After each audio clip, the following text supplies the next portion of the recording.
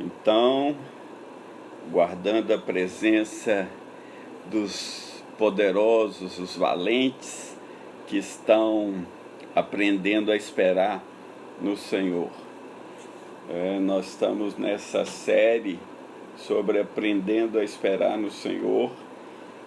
Eu estou te aguardando, estudando. Ei, Bruna, bem-vinda. Débora, olá, minha irmã, tudo bem? Aí estamos estudando sobre aprendendo a esperar no Senhor. Marlene, fiel.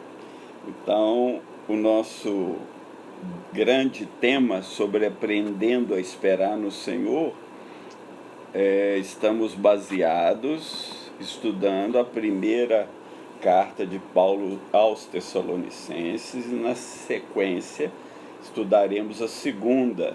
E o grande tema é a volta de Jesus. Paulo é grato pelos irmãos, ele ora por eles, ele lembra, estou fazendo uma revisão, ele lembra da obra da fé, porque a fé sem obras é morta. Ele lembra do trabalho do amor, porque o amor nos leva a trabalhar. E ele lembra que eles tinham uma paciente esperança no Senhor. Eles esperavam pacientemente, eram pacientes até na tribulação. Ele lembra que eles foram eleitos pelo Senhor e que o Evangelho, o nosso Evangelho, o Evangelho que Paulo pregava e o Evangelho que eles receberam, ele podia chamar de nosso, era poderoso. E eles, por isso, se tornaram imitadores de Cristo, imitadores de Paulo, tanto na tribulação como na alegria do Espírito Santo, porque Jesus foi ungido com óleo de alegria, como a nenhum dos outros companheiros. Então, por isso, os irmãos de Tessalônica, eles espalharam a palavra de Deus para toda a Macedônia, a Caia, e além das fronteiras, em todo o mundo falava da fé deles. Eles se converteram dos ídolos mudos para servir o Senhor. E eles, ídolo mudo, Deus fala. Ídolo que não é nada, Deus que é tudo. Então tem um grande contraste entre servir os ídolos e servir a Deus. E ele fez isso para que eles aprendessem a esperar Jesus dos céus, que nos livra da ira vindoura. Falei muito da ira vindoura, ainda vou falar mais um pouquinho hoje. Em seguida a gente viu que os dois grandes motivos do retorno de Jesus é para a ressurreição dos mortos, é a glorificação dos mortos e dos que estiverem vivos, glorificado, imortalidade, corpo imortal, junto com o Senhor.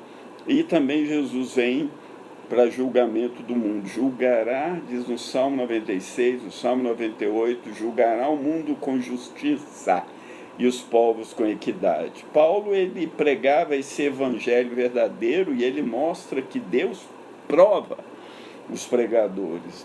Ele, ao pregar para aqueles irmãos, ele era brando, como uma mãe com seus filhos. Ele exorta, ele consola, ele dá testemunho, e por isso eles ouviram o evangelho e se tornaram imitadores de Paulo até no sofrimento. Ele mostrou que os judeus tinham matado o Senhor Jesus, os judeus incrédulos, porque tinham os que converteram, tinham matado os profetas, perseguiam a Paulo e o impediam de pregar o evangelho. Por isso a ira de Deus caiu sobre eles até o fim. Jesus falou naquele tempo, quando Jesus disse o sermão profético, Lucas 21, 23, que haveria ira contra o povo, contra esse povo, que é o povo dele. Os irmãos em Tessalônica, para Paulo, eram a coroa de glória e alegria dele na vinda do Senhor Jesus.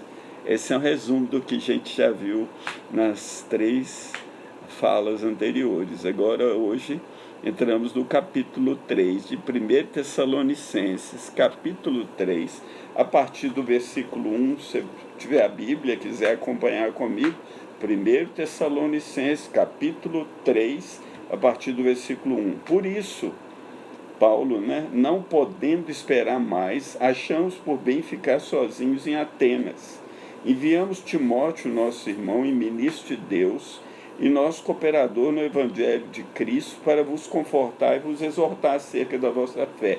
O Paulo tinha sido muito perseguido em Tessalônica, os judeus queriam prendê-lo, ele já tinha sido açoitado, já tinha sido apedrejado, então ele saiu de Tessalônica, ele foi para Atenas e Corinto, né, onde ele pregou, e enviou Timóteo para saber como os irmãos estavam, porque ele tinha um desejo imenso de confortar e exortá-los, né? E Timóteo deu a ele uma boa notícia, porque versículo 3 ele diz assim: para que ninguém se comova por estas tribulações, porque vós mesmos sabeis que para isso fomos ordenados. Oi, você que está aí me ouvindo e é um cristão verdadeiro, você foi ordenado a sofrer por Cristo. Está escrito, não é? A sofrer tribulação.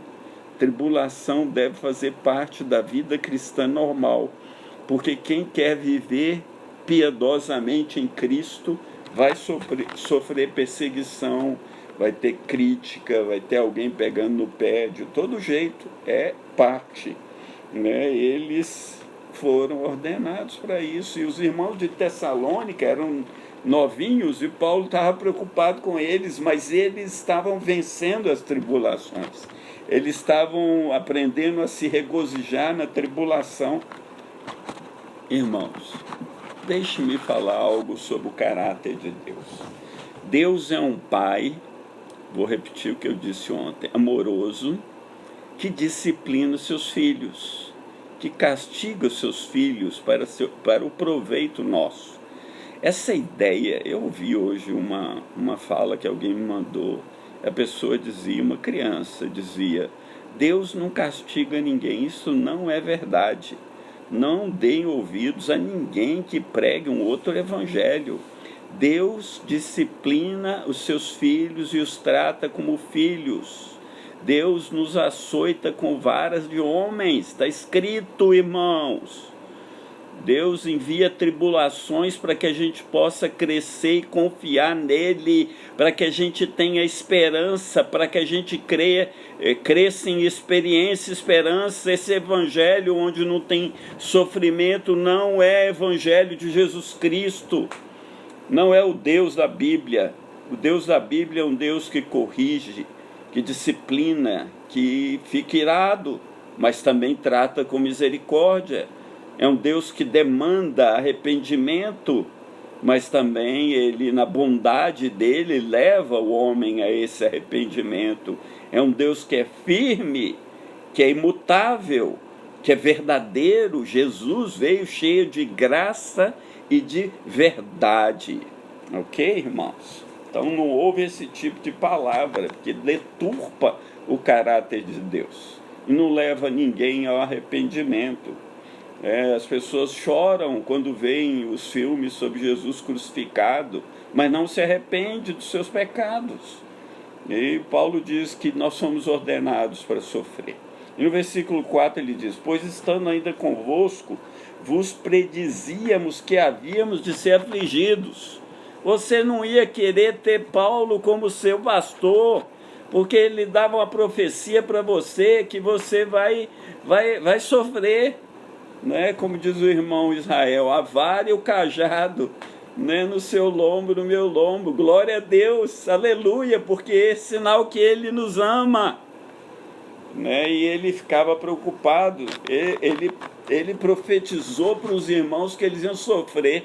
Hoje você vai em cultos que as pessoas só profetizam sobre as pessoas coisas boas, como se parasse. Eu ouvi alguém falando para o nosso presidente: a partir de hoje ninguém mais vai vai pegar o coronavírus. Isso é mentira. Depois que ele falou isso no domingo, milhares já pegaram o corona, alguns já morreram. Que loucura! Que evangelho é esse, irmãos? Não ouça esse tipo de evangelho. Esse não é o evangelho da glória de Deus. né? Nós vamos ser afligidos, vós bem sabeis, ele fala aqui. Portanto, não podendo eu também esperar mais, mandei-o saber da vossa fé, temendo que o tentador vos tentasse e o nosso trabalho viesse a ser inútil. Mas eu quero te falar uma coisa do nosso Deus. Quando você está sofrendo e sendo afligido, Ele está com você. Ele jamais te abandona. Nunca, jamais te abandona. Ele entra com você na fornalha de fogo e Ele te livra dentro do fogo. Glória a Deus. Jesus, obrigado, Flávia. No mundo tereis aflições, mas tem de bom ânimo. Eu venci o mundo, Jesus falou. E Ele venceu indo para a cruz. Né? Paulo diz para os coríntios que nós não ignoramos os ardis de Satanás. Porque quando há sofrimento e perseguição, Satanás vem com as artimanhas dele para tentar nos fazer desviar da verdade e dar ouvidos a fábulas, ao Deus o Deus do coelhinho da Páscoa, o Deus do chocolate. Versículo 6: Vindo, porém, agora Timóteo de vós para nós, o Timóteo voltou da viagem e trouxe boas novas da vossa fé e amor, de como sempre tendes boa lembrança de nós, desejando muito ver-nos como nós também a vós. Tinha esse amor, igual eu estou aqui falando para vocês, queria ver a carinha, né, Ionara, linda, maravilhosa, queria dar um abraço, beijar vocês, ei Celeste, né, e a gente estar junto e celebrar a glória do Senhor. Agora você vê que é bom, né, abraçar, beijar, e Paulo tinha isso. No versículo 7, por essa razão, irmãos, ficamos consolados acerca de vós em toda a nossa aflição. Uau! Toda a nossa aflição. Meu Deus, o que é isso, Paulo? Ele ficou consolado na aflição e necessidade pela vossa fé, porque agora vivemos, se estáis firmes no Senhor. Então, quando ele viu que os irmãos estavam suportando as tribulações, as dificuldades, ele ficou maravilhado, que significava que eles estavam firmes no Senhor. Não é aquele tipo de crente que perde o emprego e começa a desvia, não vai mais à igreja, Deus me abandonou. Que isso, irmãos?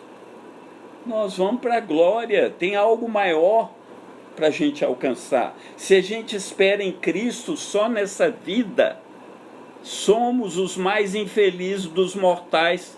Por quê? Porque estamos correndo atrás do vento.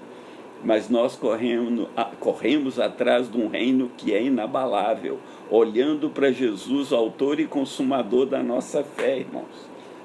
E o Paulo estava falando isso e ele diz: porque que ações de graça poderemos dar a Deus por vós, por toda a alegria com que nos regozijamos por vossa causa diante do nosso Deus. Ele regozija porque ele soube que os irmãos ficaram firmes nas tribulações, que eles venceram os adversários, que eles não estavam voltando atrás, que eles permaneceram no Evangelho, mesmo não tendo nem Bíblia.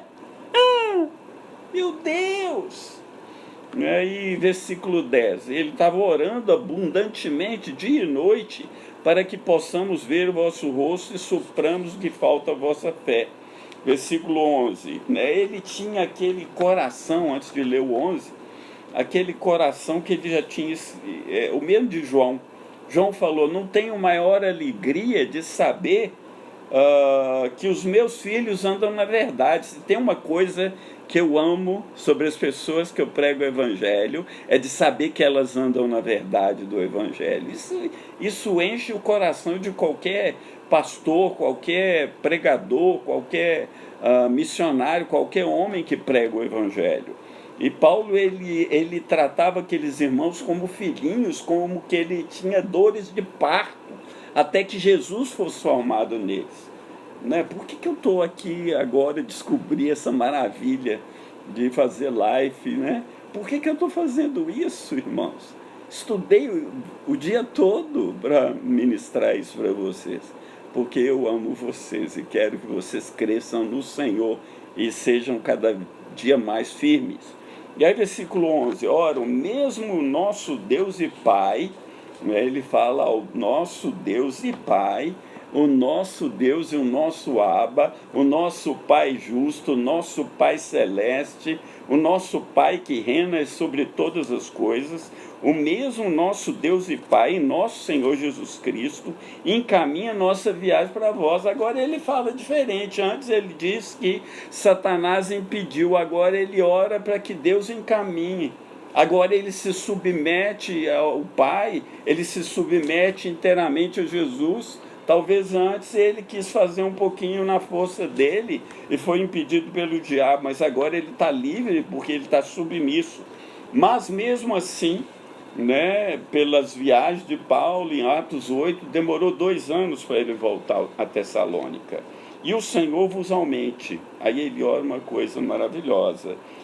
O Senhor vos aumente. Essa palavra aumente não está falando de crescimento numérico. O Senhor dê a vocês abundância, abundância de dons, abundância de bênçãos espirituais nos lugares celestiais, abundância de ousadia para pregar o Evangelho. O Senhor vos dê abundância, vos aumente, faça crescer.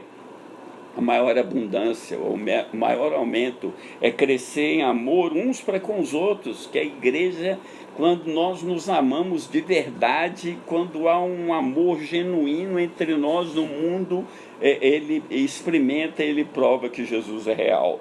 E para com todos, então o amor não só entre nós, mas também que ultrapassa as fronteiras da igreja e espalha para o próximo e leva a palavra, e leva alimento, e leva bênção, e leva serviço, né?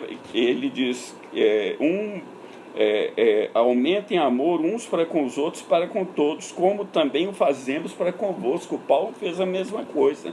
Então ele era um exemplo para confirmar os vossos corações, para que sejais irrepreensíveis em santidade diante de nosso Deus e Pai, na vinda de nosso Senhor Jesus Cristo com todos os seus santos. Aleluia! A oração de Paulo, né? Como eu disse, passou 2 a 3 anos até que ele voltasse a Tessalônica, mas ele faz aqui uma oração notável. Primeiro ele ora para que ele possa ir lá, ele se submete à vontade de Deus inteiramente, ele se rende ao Pai das luzes, né? Segundo, ele ora por abundância, né? Abundância de graça, abundância de dons espirituais, abundância do poder de Deus para a salvação daquele que crê, de você estender a mão sobre alguém e a pessoa ficar curada, de você tocar alguém e libertá-lo de demônios, de você levantar o caído, levantar o abatido, de você dar uma boa palavra àquele que está cansado, de você tirar aquele que está debaixo de espírito de suicídio pela força e o poder do Senhor para a vida. Essa abundância que Deus quer nos dar, irmãos. Todo o uso dessa palavra, o Senhor vos abunde, no Novo Testamento, não fala de crescimento de número, mas fala disso que eu acabei de dizer. O objetivo principal desse aumento é o amor, que ele ora aqui, que o amor é a plenitude de Deus. O amor é o vínculo da perfeição. Irmãos, nós temos que estar transbordando de amor. Não é aquela coisa fraca, não é aquela fraqueza, mas é o amor que gera serviço genuíno e verdadeiro, como Paulo, como deu exemplo. Olha o que Paulo fez. Vou ler para vocês em 1 Coríntios 9, a partir do 18.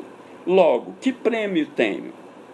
Que evangelizando proponha de graça o evangelho de Cristo, para não abusar do meu poder no evangelho, porque sendo livre para com todos, fiz-me servo de todos para ganhar ainda mais. Fiz-me como judeu para com os judeus, para ganhar os judeus, para os que estão debaixo da lei, como se estivesse debaixo da lei, para ganhar os que são debaixo da lei, para os que estão sem lei, como se estivesse sem lei, como se não estando sem lei para com Deus, mas debaixo da lei de Cristo, para ganhar os que estão sem lei. Identificar com as pessoas, identificar.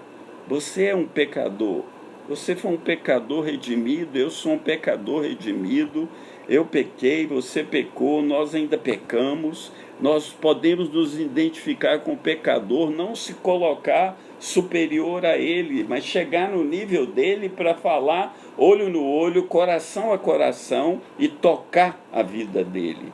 Aquele que você fala, Paulo fez isso. Fiz-me fraco para com os fracos, para ganhar os fracos. Fiz-me tudo para com todos, para por algum ou todos os meios chegar a salvar alguns. Aleluia! E eu faço tudo isso por causa do Evangelho, para também ser participante dele. Aleluia! Né? O objetivo de Paulo com os irmãos de Tessalônica é que eles vivessem como ele viveu. Né? E o objetivo com o ensino e agora com a oração é para que os irmãos fossem confirmados na fé. Que a fé que já foi provada pelas tribulações e eles ficaram firmes, eles ficaram estáveis, não eram mais como crianças levadas por todo o vento de doutrina. O coração firme é como uma rocha que não se abala, mas permanece para sempre, porque aquele que está em Cristo é firme, estável como a rocha. Aleluia! E aí ele termina essa porção, né? E vou terminar o capítulo aqui, capítulo 3, né? Ele termina dizendo assim: para que sejais irrepreensíveis em santidade, irrepreensíveis em santidade, diante de nosso Deus e Pai, na vinda de nosso Senhor Jesus Cristo, com todos os seus santos. Aleluia! Jesus virá, irmãos. E amanhã nós vamos afundar o prego na volta de Jesus. Mas aqui ele diz que ele trabalhou tanto pelos irmãos para que eles se tornassem santos e irrepreensíveis. Irrepreensível é alguém que ninguém tem nada para dizer contra. Não tem repreensão. Isso é o objetivo de Deus na sua vida e na minha, né? Que você seja íntegro, irrepreensível em santidade. Sabe por quê? Porque se você ama a volta de Jesus, se você ama a volta de Jesus, você vai viver o que João falou na sua carta de 1 João, capítulo 3, a partir do 1 até o 3. Vou ler o 2 e o 3. Amados, agora somos filhos de Deus. Agora, né? Que antes não éramos, a gente estava no pecado, tem que arrepender, tem que entregar o coração, tem que ver a cruz. Aí se torna filho de Deus de verdade. Agora somos filhos de Deus. E ainda não é manifestado o que havemos de ser, né? Porque você vai ser imortal, corpo glorificado na volta de Jesus. Mas sabemos que quando ele se manifestar, quando Jesus aparecer, quando Jesus voltar, quando Jesus vier, seremos semelhantes a ele. Semelhantes a Cristo. Mesmo corpo imortal, sem limitações, sem dores, sem pranto nem choro,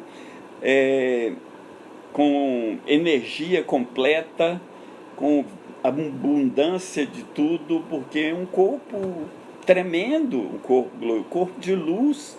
Tem um corpo terreno e tem um corpo celeste. Nós temos um corpo preparado para nós, né? Que é esse corpo revestido de luz e de glória.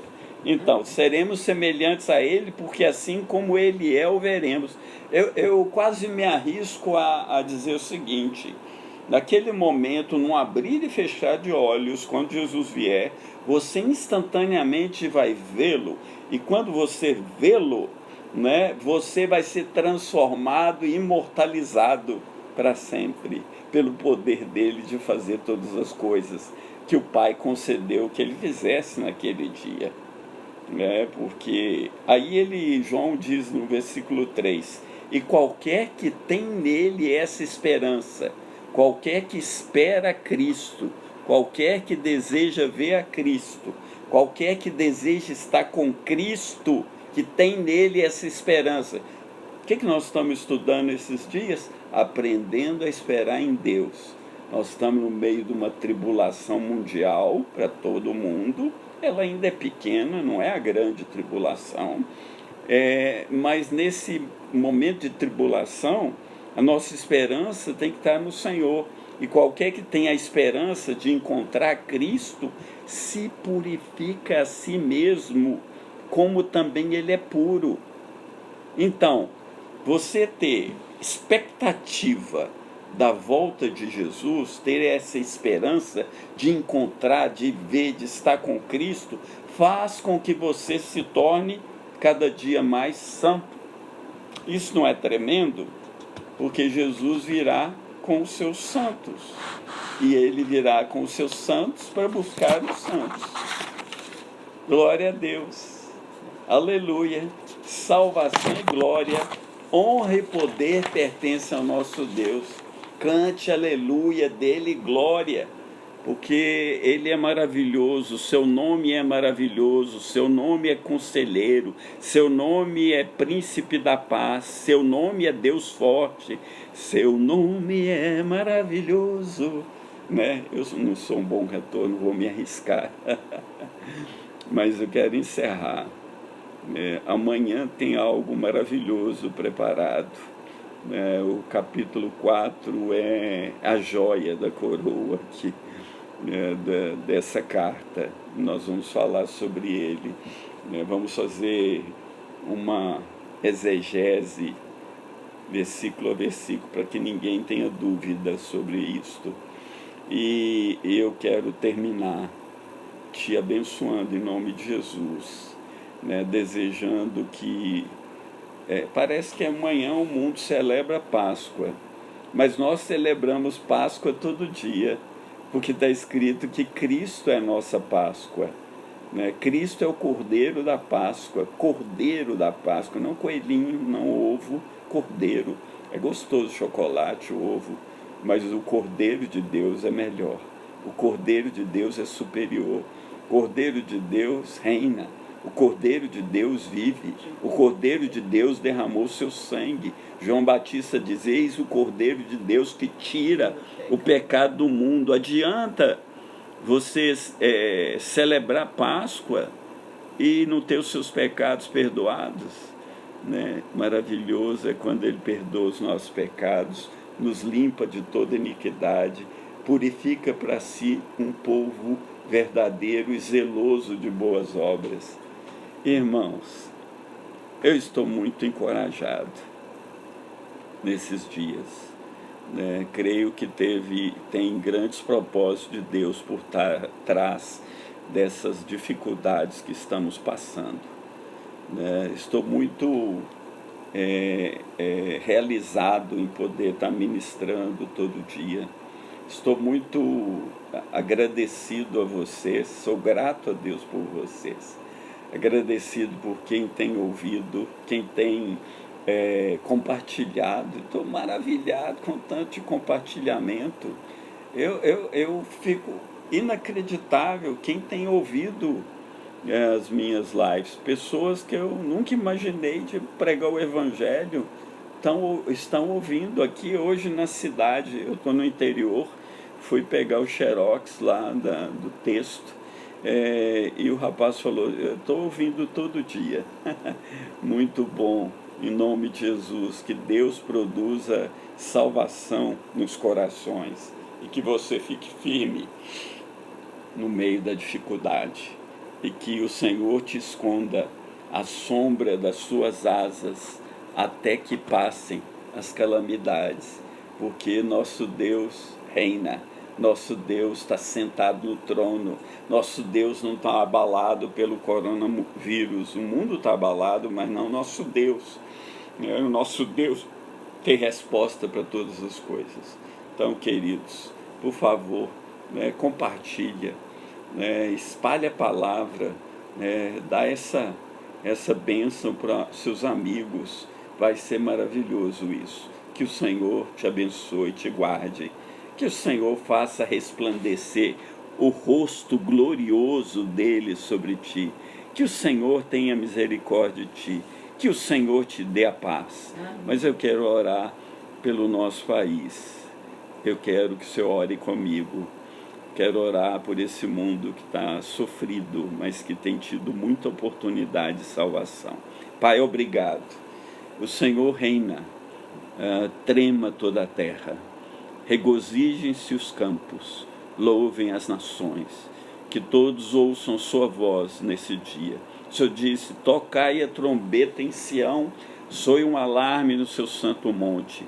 Nós estamos tocando a trombeta, muitos têm tocado a trombeta, muitos têm ouvido o evangelho nesses dias, muitos estão ouvindo, pesando, fazendo contas para se arrepender. Deus, concede pela tua bondade que centenas e milhares de milhares possam se arrepender pela palavra do Senhor pregada nesses dias. Senhor, tem misericórdia do nosso país. Senhor, tem misericórdia do nosso presidente Bolsonaro. Tem misericórdia do líder da Câmara. Tem misericórdia do presidente do Senado, tem misericórdia do presidente do Supremo Tribunal, tem misericórdia dos nossos governadores, prefeitos, deles sabedoria, inteligência, temor do Senhor para dirigir, para guiar o povo que eles lideram, que eles governam de maneira sábia. Como o Senhor disse, ora por todos os homens para que a gente tenha uma vida tranquila.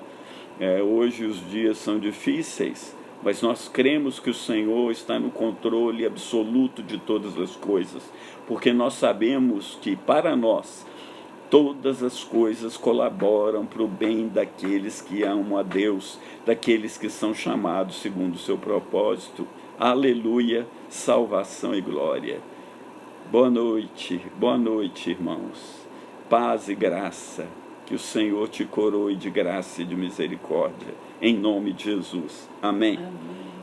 Então vamos aqui encerrando primeiro aqui no Instagram, né? Instagram, vamos encerrar. Tem certeza que deseja encerrar? Tem.